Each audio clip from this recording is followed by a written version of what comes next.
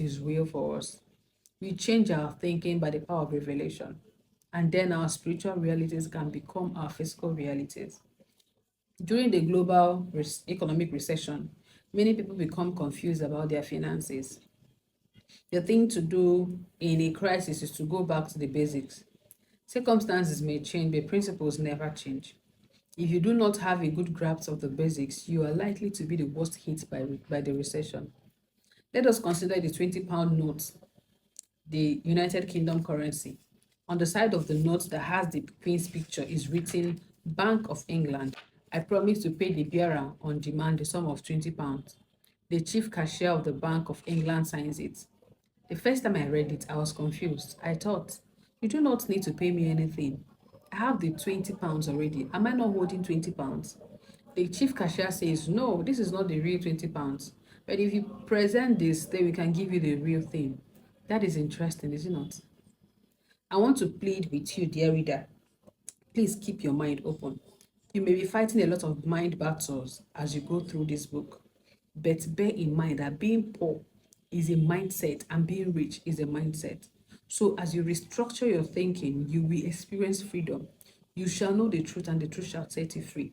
So as you restructure your thinking, you will experience freedom.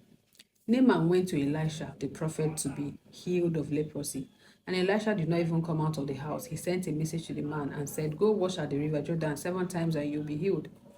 And the scripture says that Naaman was angry. He said, indeed, I said to myself, he will surely come out to me and stand and call on the name of the Lord his God and wave his hand over the place and heal the leprosy. He was furious until someone asked if he would not have complied had he not been told to do a more difficult thing. If I were there, I would have said to him, General Naaman, calm down. It is not the prophet who has leprosy, it is you. It seems that you know how leprosy should be cured, in which case you should not have come here. Sometimes, because of our prejudice, bias, or tradition, we hold on to ideas that frustrate our aspirations. Please keep your mind open. Real money is not paper. You do not see real wealth with your eyes. Let me explain further. There was a time when people traded without money. They did trade by barter. You grew tomatoes on your farm and I grew potatoes on mine. We met at the market and we exchanged them. We determined their relative values. This was determined by the amount of effort that was put into cultivating them and what it would take to replace them.